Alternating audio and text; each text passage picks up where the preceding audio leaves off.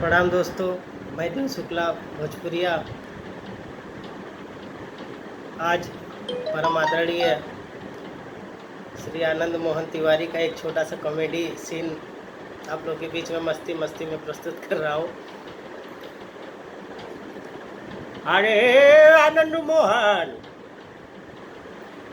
अरे नहीं आई बहो, अरे मध्य स्वामी, अरे आजकल के जमाना में लइकन के अगर गवना लेके आवा आ तो लइके टकटरा नहीं थे बाबू।